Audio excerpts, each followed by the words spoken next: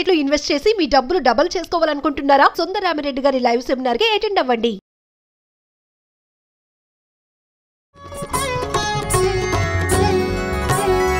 జయము నీవే జయ జయ దుర్గా జగములేని తల్లి కనకదుర్గా జయము నీవే జయ జయ దుర్గా అభయమీవే అమ్మ కనకదుర్గా జయము నీవే జయ జయ దుర్గా నీవే నీయవే దేవి కనకదుర్గా జనని నీవే జయ జయ దుర్గా సిరులనిచ్చే శ్రీ కనకదుర్గా జయము నీవే జయ జయ దుర్గా జగములేని తల్లి కనకదుర్గా జయము నీవే జయ జయ దుర్గా. విజయదశమికి వచ్చేసాము, చిట్ట చివరి రోజు. మరి ఈ రోజు యొక్క విశిష్టత, పూజా విధానం. సుమన్ టీవీ ప్రేక్షకులందరికీ విజయదశమి శుభాకాంక్షలు. మీకు కూడా రమ్మగారు 9 రోజులు చేసుకునేది 10 రోజులు చక్కగా లైన్గా జరుపుకున్నాం. అయితే ఈ 11వ రోజుగా మనం చెప్పుకుంటున్నప్పటికీ రోజు 11 కానీ తిథి దశమి. అవును, మామూలుగా దశ పాపహర అని చెప్తారు, దాన్నే దశహర దసరా అయింది. మనిషికి 10 రకాల ఇవి ఉన్నాయి. మనకి 10 జ్ఞానేంద్రియాలు, 5 జ్ఞానేంద్రియాలు, 5 కర్మేంద్రియాలు, మొత్తము 10 ఇంద్రియాలు. ఈ 10 ఇంద్రియాలతోటి మానవుడు చేయగలిగినన్ని పచ్చిపాపాలు ఇంకే వేరే లేవు, అన్నీ చేస్తారు వీటితోటే. వీటి వలన జ్ఞానేంద్రియ కర్మేంద్రియాలతోటి, జ్ఞానేంద్రియ కర్మేంద్రియాల వలన, జ్ఞానేంద్రియ కర్మేంద్రియాల కొరకు మాత్రమే మానవుడు అనేక రకాల పాపాలు చేస్తాడు.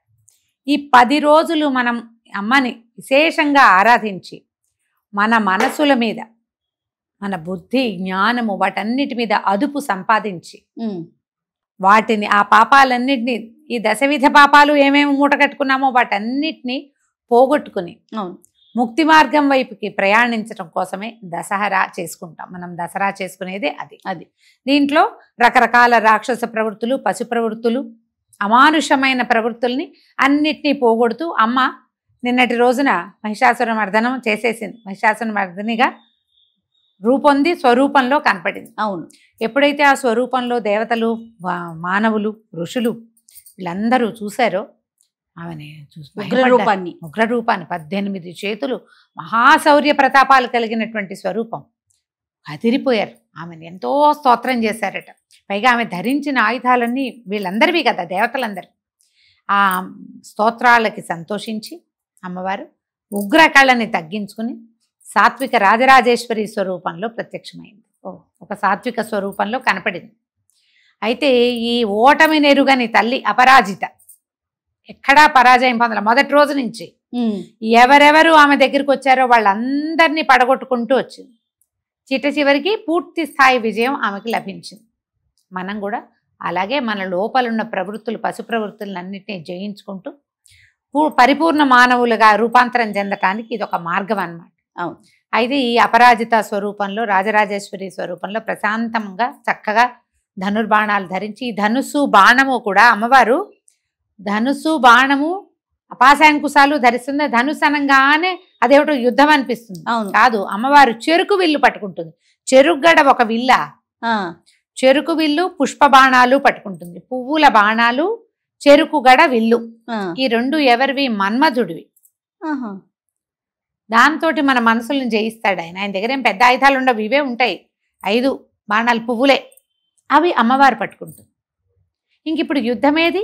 ప్రశాంత స్వరూపం. నీ మనసు కొల్లగొట్టడమే ఆమె పద్ధతి, నిన్ను మార్చటమే, నిన్ను సరిగా చేయటమే. ఒకవేళ నువ్వు బరీ లొంగకపోతే ఈ పాశాంకుశాలు ధరించి పట్టుకుంటుంది కదా.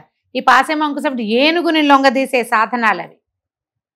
పాశము అంకుశం, అంకుశం అంటే ఇగో ఇంత ఉంటుంది. అవును, ఒక చిన్న అంత దీనిలాగా ఉంటుంది. ఆ ఏనుగుని ఏం చేస్తారు? ఎంత పెద్ద జంతువు ఏనుగు, ఆ అంకుశాన్ని పట్టుకుని కుంభస్థలం మీద కొడతారు ఇట్లా. కరెక్ట్గా మర్మంలో తగులుతుంది. పెద్ద దెబ్బ, గాయం కాదు, సురుక్కుమంటుంది అనమాట. తగులుతుంది. తగలంగానే అది మాట వింటుంది. చూడు, అంత పెద్ద జంతువుకి అందుకే కదా ఏనుగు కుంభస్థలాన్ని కొట్టాలంటే. ఆ ఒక్క దెబ్బ కొట్టేసరికి అంత జంతువు కూడా లొంగి, అసలు ఎవరికైనా లొంగేదే కాదు, అతిపెద్ద జంతువుల్లో అతిపెద్దది కదా. ఆ ఏనుగుని లైన్లో అంటే సరైన దారిలో పెట్టేటువంటి పాశము అంకుశము ధరిస్తుంది అమ్మవారు. నిన్నేం చేయాలో అది చేసి నీకు ఎక్కడ కొట్టాలో అక్కడ కొట్టి నిన్ను సరి చేస్తుంది. నిన్ను సరి చేయటానికి, మానవుల్ని సరి చేయడానికి ఆయుధాలక్కర్ల అమ్మకి. ఒక చిన్న సాధనం అంతే. ఆ సాధనాలతోటే అమ్మవారు ప్రత్యక్షమైంది. ఆ స్వరూపాన్ని చూసి ఈ దేవతలందరూ జేజేలు పలికి ఆమె రాజరాజేశ్వరి అష్టకంతో ఆమెను విశేషంగా పూజ చేశారు. మనం కూడా రాజరాజేశ్వరి అష్టకం చదువుకోవచ్చు. ఈ రోజున అమ్మవారు రాజరాజేశ్వరి స్వరూపంలో కనపడుతుంది. అంటే మొత్తం ప్రపంచమంతా పాలించేటువంటి రకరకాల రాజులకి పైన రాజ్ఞి ఈవిడ. శ్రీచక్ర నగర సామ్రాజ్ఞి, ప్రపంచానికే రాణి. ఆ స్వరూపంలో అమ్మవారు దర్శనమిస్తుంది. ఈ విజయదశమి రోజున ఎన్నో రకాల పూజా విధానాలు, పద్ధతులు కనిపిస్తాయి. ఈ ముందు 9 రోజులు చేసినటువంటి కలశ స్థాపన విధానము అంతా కలశం నిన్న రాత్రితోటి పరిసమాప్తం అయిపోయింది. ఈవేళ సాధారణ పూజే. అమ్మవారికి కొంచెం ధూపదీప నైవేద్యాలు, షోడశోపచారాలు చేసి రాజరాజేశ్వరి అష్టకం చదువుకుని చక్కగా చక్కెర పొంగలి, విశేషంగా పులిహోర లాంటివి చేసుకుని అమ్మవారికి నివేదన చేసుకోవటం. ఆకుపచ్చని వస్త్ర సమర్పణ చేయొచ్చు. అందరికీ ఎవరైనా ముత్తైదులు వస్తే అందరికీ ఆకుపచ్చని గాజులు, వస్త్రాలు సమర్పించవచ్చు. ఇవాళకి కుమారి పూజ ఏం లేదు, కుమారి పూజ పూర్తయిపోయింది. అయితే మనకి ప్రాంతాల వారీగా ఈ రోజున ఈ విజయదశమి నాడు ప్రత్యేకంగా చేసేది ఏంటంటే వాహన పూజలు కొన్ని ప్రాంతాల్లో చేసుకుంటారు. నిన్న చేయని వారు ఎవరైతే మహర్నవమి నాడు ఆయుధ పూజో వాహన పూజో చేయని వాళ్ళు విజయదశమి నాడు ఆయుధ పూజ, వాహన పూజ చేసుకోవచ్చు. కార్లు, సాధనాలు, లారీలన్నీ, బళ్ళన్నీ వాళ్ళ జీవికకి ఉపయోగపడే వాహనాలు ఉంటే వాటిని శుభ్రంగా కడుక్కుని వాటిని అమ్మ మనకి అన్నం పెట్టడానికి ఇచ్చిన సాధనం అది, అన్నానికే కదా.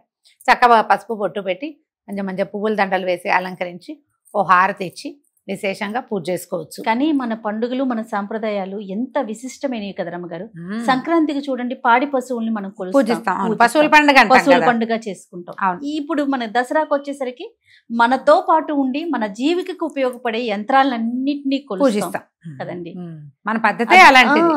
మనకి ఏంటంటే మహర్షులు ఏర్పరిచినవి కదా ఇవన్నీ. అయితే ఈ రోజున మనం ఏం చేస్తామంటే శమీ పూజ ఒకటి ప్రత్యేకంగా కనపడుతుంది. శమీ శమైతే పాపం శమీ శత్రు వినాశిని అర్జునస్య ధనుర్ధారి రామస్య ప్రియదర్శిని ఈ శ్లోకం చెప్తారు. ఈ శమీ వృక్షం ఏంటంటే దేవాలయాల్లో కనపడుతుంది, అక్కడక్కడ ప్రాంతాల్లో కనపడితే గుర్తుపట్టచ్చు. చిన్న ముళ్ళు కూడా ఉంటాయి. ఎత్తైన వృక్షంగా జమ్మి చెట్టు. ఈ జమ్మి తాలూకు ఆకుల్ని పంచుతారు. తెలంగాణ ప్రాంతాల్లో బంగారం ఇవ్వటంగా చెప్తారు. పెద్దవాళ్ళు ఎవరికైనా దండం పెడితే వాళ్ళు 2 ఆకులు ఇస్తే అది తీసుకొచ్చి బీరువాలో పెట్టుకుంటారు. ఈ శమీ వృక్షానికి దండం పెట్టడం మంచిది. ఎందుకంటే ఈ రోజున అర్జునుడు ఉత్తర గోగ్రహణం జరిగినప్పుడు ఆయన ఏం చేశాడు, బృహన్నల స్వరూపంలో ఉన్నాడు. మొత్తం రాజ్యంలో ఉన్న వాళ్ళందరూ గోవుల్ని విడిపించుకురావడానికి అంతా వెళ్ళిపోయారు. ఈ ఉత్తర గోగ్రహణం రెండో పక్కన కూడా గోగ్రహణం జరిగింది. ఆ గోవుల్ని రక్షించడానికి ఉత్తర కుమారుడు బయలుదేరుతుంటే బృహన్నల స్వరూపంలో ఉన్నటువంటి అర్జునుడు బయలుదేరి యుద్ధానికి వెళ్ళాడు.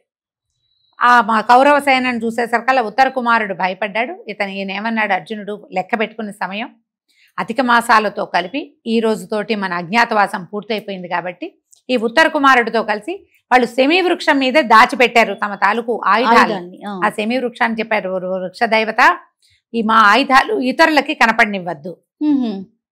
అజ్ఞాతవాసానికి వచ్చేటప్పుడు తమ మొత్తం ఆయుధాలు ఏంటంటే మిగిలిన వాళ్ళ ఆయుధాలు పర్వాలా, ఈయన యొక్క ధనుస్సు, భీముడి యొక్క గద అందరు గుర్తుపట్టేస్తారు. అవును, అందుకని అవి తెలియకుండా ఉండటం కోసం దాచిపెట్టి ఎక్కడ బట్టలు చుట్టి పైన పెట్టారు శమీ వృక్షం మీద. ఆ వృక్ష దేవత ఇతరులు ఎవరైనా చూస్తే ఆ పైన ఏదో ఒక ప్రేతం ఉన్నట్టుగా కనిపింపజేసింది వీళ్ళ కోరిక ప్రకారం. ఈయన వెళ్ళి తన ఆయుధాన్ని తెచ్చుకున్నాడు. ఎప్పుడైతే తన ఆయుధాలు తీసాడో వెంటనే ఈయన బృహన్నల స్వరూపం, ఆయనకి శాపం వల్ల, ఊర్వశి శాపం వల్ల వచ్చింది ఆ స్వరూపం. ఓకే, ఈ కథ మనం మహాభారతం చెప్పుకున్నప్పుడు వివరంగా చెప్పుకుందాం. అయితే ఈ ఊర్వశి శాపం కూడా నివృత్తి అయిపోయింది. సంవత్సరం గడిచిపోయింది కదా, ఇంద్రుడు సడలించాడు ఆ శాపాన్ని.